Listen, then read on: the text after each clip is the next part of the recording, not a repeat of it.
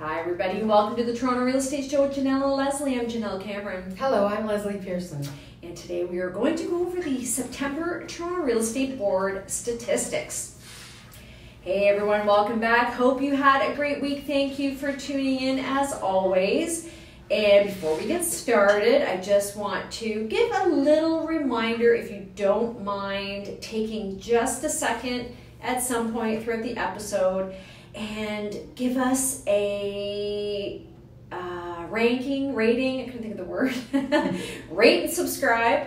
If you don't mind doing that, it's really, really important to us to have your feedback, and if you can, let us know what you think, that's great. Subscribing to the channel is amazing and allows us to kind of keep doing what we're doing and feel good about it. So in advance, thank you so much for your time.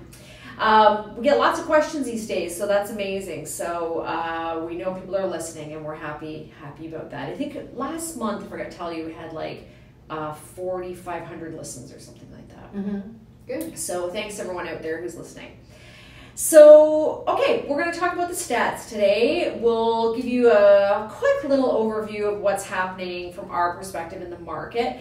I don't know about you, Leslie, but for me, it's been quite quiet this week. And, we've got a couple of listings, haven't had a lot of showings this week. I think that's partly because of the fact that Thanksgiving's coming and everything just seems quite slow prior to long weekends around here. And it's probably a combination between that and the fact that there's another interest rate announcement coming out on the 24th of October. And it does seem like a lot of people are waiting to hear about that and make decisions. There's also talk about it being a pretty significant interest rate reduction, like maybe 0.5%. Yeah. So, I don't know, I guess those things combined. Yeah, I mean, the complaint has been that there haven't been enough reduction announcements, and the ones that have been announced haven't been significant enough. So, that's in the media a lot. So if you're, Joe Public, hearing that in the media a lot, I guess it makes sense that you would hold on to see what's forthcoming. Yeah. So that, I think, is scheduled for the 24th. It'll be interesting to see what happens for the rest of the fall market after that. Yeah, Fall it may market. be different. Yeah. Here's one thing, though, I just want to say, public service announcement to everybody out there who has been thinking about selling. Do not, all of a sudden, put your place on the market right after October 24th, because we keep flooding the market every time they make an interest rate announcement and it's gone down. 90,000 people decide, oh, now I'm going to sell. So now we've got, this is the problem we're having, right? We're not moving enough homes through the system yet. And so everybody floods the market as soon as they hear that the rates have gone down, thinking that... Well, what would you do then if you wanted to sell your house and you're waiting for this announcement? I think I would just hang tight for a little bit. Let's see if we can we've got things moving. We're going to talk about that with the stats a little bit. So things have improved. So hang tight until when? I would say give it at least a couple of weeks, after the announcement. And again, if you don't have to sell right away, then you can afford to wait 2 or 3 weeks, 4 weeks. Maybe November is a better time. But just kind of sit back instead of like October the 25th, right?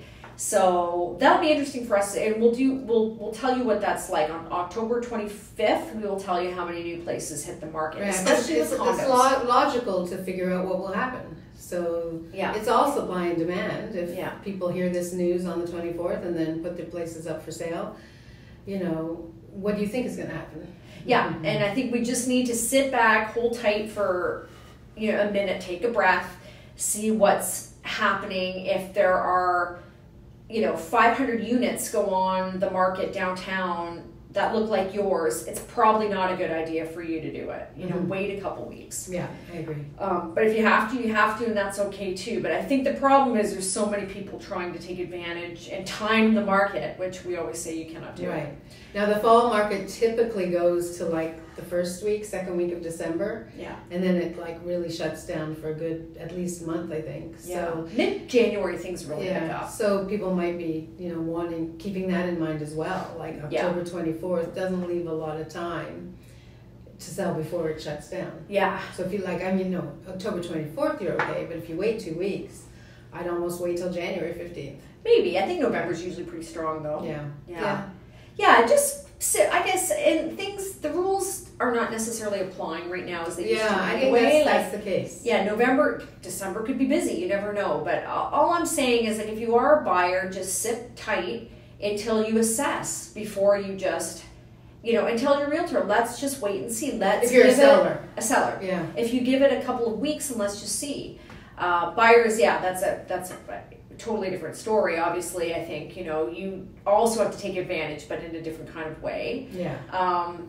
And I think for buyers, I would be jumping on October 25th. That would be absolutely the right thing to do. So sellers hang tight, buyers make a move. Also, we say this every week, but if you're a buyer and you're worried about further interest rate reductions, take a variable rate. I just don't get why more people aren't doing that. Yeah. But Leslie and I have talked about all of this before, and we also think that there's probably a different type of situation going on with the demographics right now, and it does seem like a lot of buyers don't have the same intent to purchase or get a driver's license or, own things. It seems like a lot of the younger generation these days are just living with their money, and I'm not sure I'm opposed to that. Yeah, no, I agree. I might have in the past, but I think even my view has changed. To buyers who are younger than us, they're living a lifestyle, and it seems that maybe that's the first generation in Canada where that lifestyle has not included some things that were pretty firmly entrenched before, like car ownership or licensure or home ownership. People I think there's some of that demographic choosing not to take part in those things. So I think there are other examples, but I can't think of any now. But that's a change. That's a shift for sure. Yeah, and the majority of the people that listen to our podcast, by the way, are between 30 to 55. Okay. So if you are in the younger demographic and you're one of those people who are not sure what to do, my advice to you would be, as long as you're investing in something, but generally you can't go wrong with real estate. And, as we've talked about here before, even if you don't live there, buying something in Thunder Bay that you can't afford, or renting it out, just diversify some of your hard-earned money that you are no doubt making, is a good option for you. Yeah, you can only invest in so many lattes. At some point, that's not going to give you joy. Yeah, it's true. Yeah, and at some point, if you want to settle down and you've got little ones on the way, it's hard to do that in a studio apartment. So our demographic, our strongest demographic is if it's 30 to 55-year-olds. They're not part of this mindset shift. I think it's I think the 30 to 30 to 35. I think are they're the kind of the late millennials now, right? So if you wanted to appeal to this changing mindset shift, you should be in something like, should you be in something, it's all about gratification and life choices. It'd be something in travel or something in entertainment. Like those things would be killing it for the young. Yes. And less about duty and responsibility and respect for authority. That's all gone. Yeah. Well, but and it's not everybody. I know some young people who have recently bought, but they're bucking the trend. Yeah. I had told Leslie earlier about what a lovely buying experience I had this week, which I will share because it was so unique to the times right now. A young woman very young. I'm not sure how old she is, but was referred to me, and her criteria was a condo. She's on her own, saved money, and smartly so. Bought, had a budget, put together a few units that she was interested in. We went out to see, I think, 7 or 8 of them, picked one and bought it. That's it. That's how it used to be. I'm not really sure what's happened, but again, it's like a paralysis analysis problem, but she looked at all these ones, picked the one that was best for her, and just bought it. Mm-hmm. Didn't mess around, wasn't, you know, and I was like, this is great. I mean, here's a young woman who's younger than our demographic, who is absolutely sure what she wants and knows what she needs, and went out, saved the money, had a plan, and did it. And she told me, I've had to make some sacrifices along the way, but now I've been able to afford to buy something. And it's not like she's getting any help from anyone or has like some incredibly great salary. So, you know, this is just someone who's put the hard work in, and so I think anybody can do it if you put your mind to it. You gotta want it. You gotta want it, and so good for her. So, like I said, back in the old days, that's how it used to happen. But now it seems like people will look and look and look and look and look and not make any decisions and then disappear. Yeah. It's like, wait a minute, we saw like 100 houses together and then you just disappeared. Okay, all right. Yeah. Strange. Don't do that to your realtor, by the way. It's not nice. Like if they spend a lot of time with you and help you through the process, don't just disappear on them. I mean, you're allowed to change your mind and just tell situations change, but just have some courtesy. Yeah. It's very strange. Yeah. You know, we work hard. We work hard for you. We're doing our best for you. Don't just ghost us. Yeah, I guess people don't know how to handle that. Like, I don't know. It's, you know, then you're probably not responsible enough to own property. I don't get it.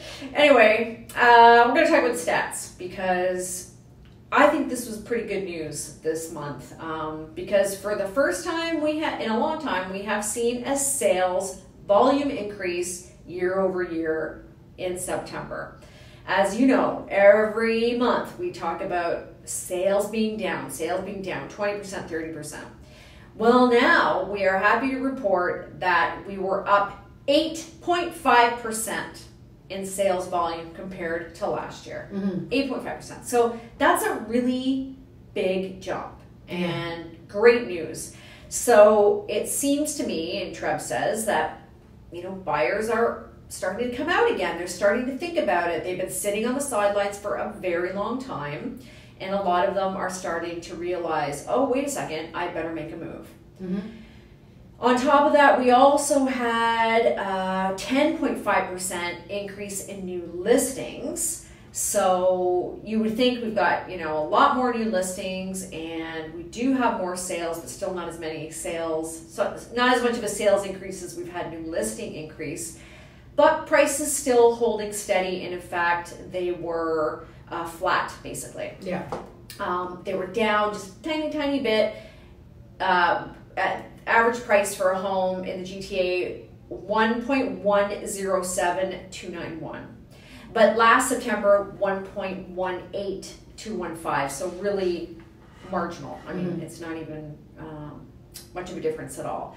So the good news is, though, we were also up in price over August, also up in sales volume over August. So September was a pretty good month, and I think that people who had been kind of sitting around over the summer thought, oh, maybe now's the time, let's do it.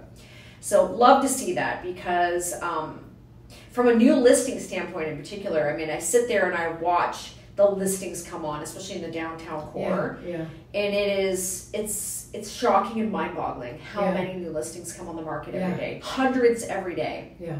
And to see that actually some are selling. I think it was yesterday I texted my client we have a condo listed downtown, and I said, like, holy cow, we've had 33 sales downtown today. Like, it was shocking. It was the most I'd seen in a long time. And one day you'll be one of those. One day that one will be one of them. Well, so this increase in volume, what is it? What sold in September? Well, we had a little bit of everything as we always do. So let's go over that more specifically for you. So detached to the 416, 1.685 and change, and that was actually down 2.4% from last year. And the 905, it's like the same every month, pretty much 1.333, and that was pretty much flat, just down a little less than 0.5% from last year. So detached especially the 416 did very well in August, not as well this September. Semi-detached was up in the 416, 1.3%, down in the 905, 2%. Townhomes down slightly in the 416, 1.7, and down a lot more in the 905, 4.1. And condos down 3.5% in the 416, and the average condo price $707,917. Mm-hmm. So condos continue to be obviously the lagging, segment. Yeah. There's just so many of them for sale. There's just too many. Mm-hmm. Yeah, so everybody buy a condo. Buy a condo. God, I wish I was. Why don't you buy a condo? I'm just, because I'm not ready. Yeah. Another few years. What will make you ready? I think I just need to be ready to downsize. Yeah. Yeah. Know what my kid's doing. Yeah. Now, one thing to keep in mind too, average days on market is right now 43. That's a fair bit more than it was last year at only 30. But as I like to caution everyone, remember the average days on market is way more than 43 because places come off the market, they go back on, they come off, they go back on. Yeah, it's one of the more deceptive It is quite deceptive. Yeah, because the numbers don't take that kind of activity into account. Yeah, exactly. Mm-hmm. But I would say for the most part, it was not bad. I mean, these were numbers I was happy to see. I didn't feel any bad way about it. I was like, okay, this is... I was kind of, I will admit, surprised by the numbers. Just living in my own little world, anecdotally, that's not what I experienced in September.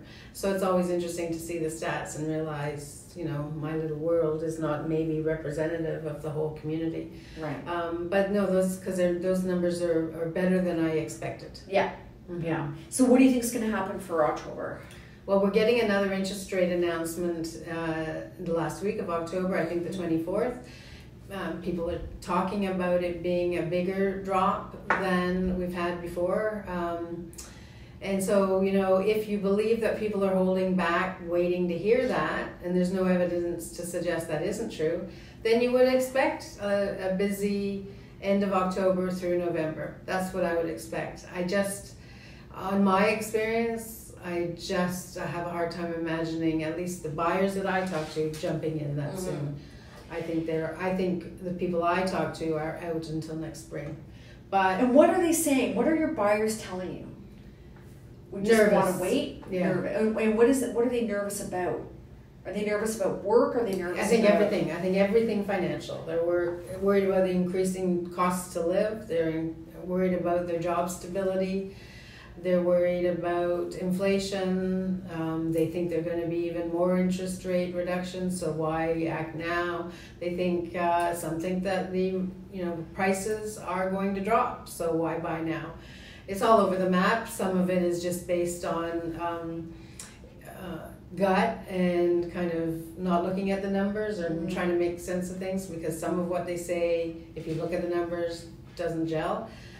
But there's just, but I mean, the numbers are good. So my anecdotal conversations with people is irrelevant. Yeah. Yes.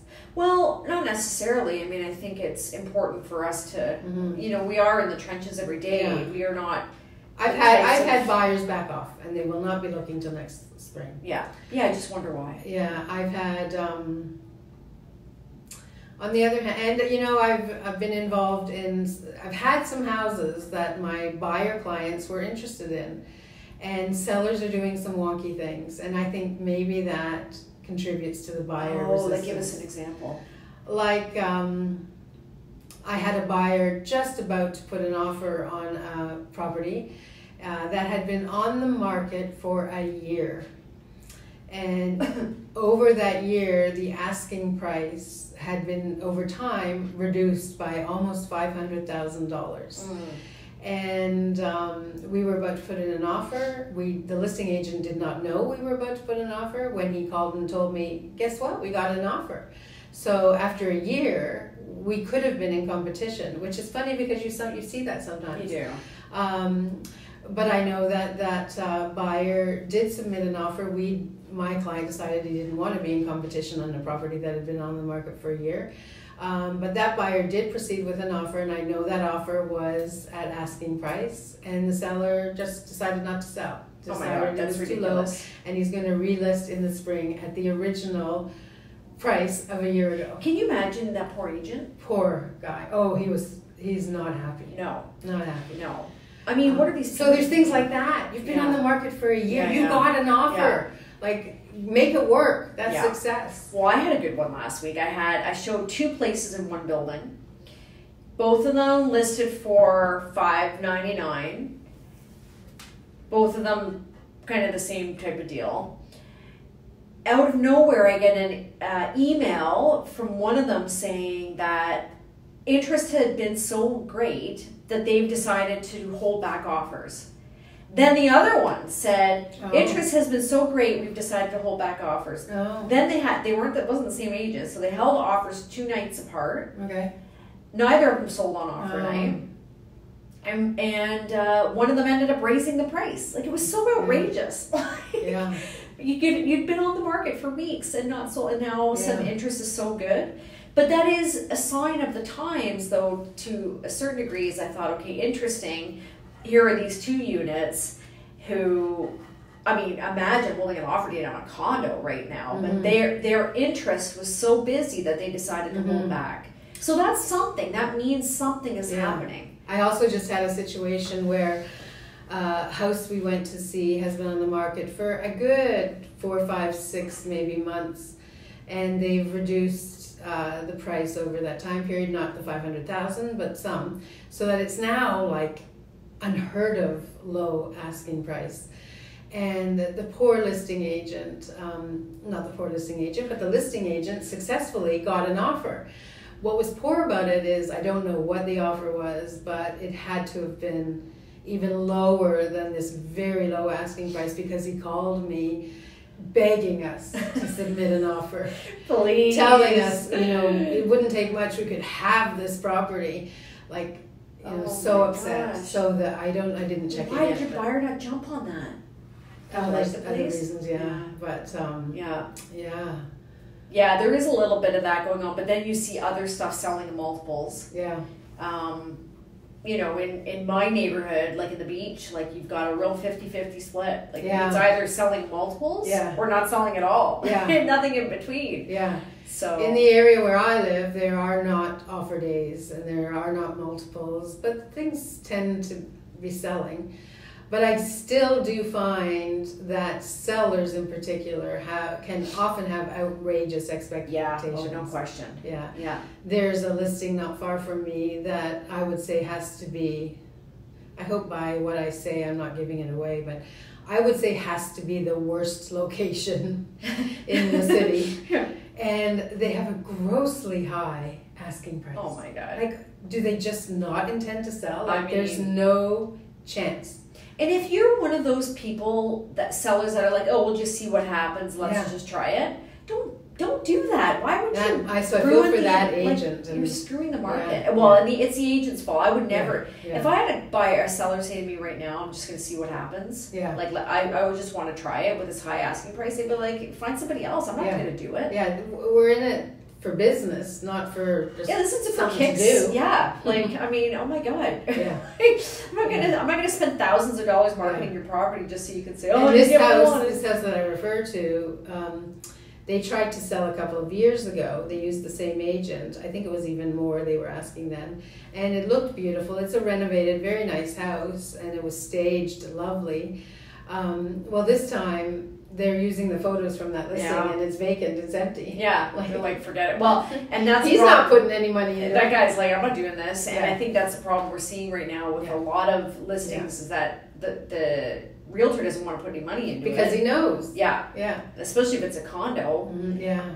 Then maybe virtual staging is better. I mean, it's still not cheap, but at least it's a lot less than having real staging. At least you can go, okay, well. Yeah, I agree. People can look at the pictures and kind of visualize. It does not take place of real staging for sure, but if it's a vacant 500 square foot unit and it's going to be on the market for a long time. I have no problem with it. Yeah, no because problem with it shows how the space can be used. Yeah. You know, and I can see beyond an empty room when I go there. But, Yeah. you know. Many can't. Yeah, Yeah. that's true. It's like, well, just a quick story. We have this one listing right now, which is a 1+ den. And it's a good size. So the den right now, big den. And they have a coffee bar that they have built in on one side. And have put a little bistro table in it. And I had an agent come and he said to me, we couldn't find the den. Okay, it's 550 square feet. I said, what do you mean you couldn't find the den? Well, there's no den. I said, well, what did you think that room was? The dining room. I said, buddy, that's the den. Like, what? Dens are confusing to people. What's the definition of a den? This room is got to be, like, it's large enough that you could have a full dining table, a full desk. So in this case, there should not have been confusion. Oh. But legitimately, I ask, in condos, what is a den? Because sometimes it's an alcove. Yeah. And who decides if that's a den or just... The builder. So if the builder has originally designated that as a den, you're allowed to call it a den? If it's registered as a 1+1... Oh, no.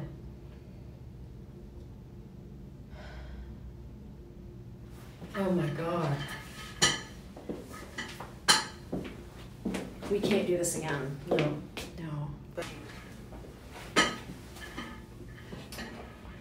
Yes, it's the builder. That's the person who decides the square footage. And if they register the unit as a 1+1 or a 2+1, then you can't change it. You can call it that. Yeah, I think that is...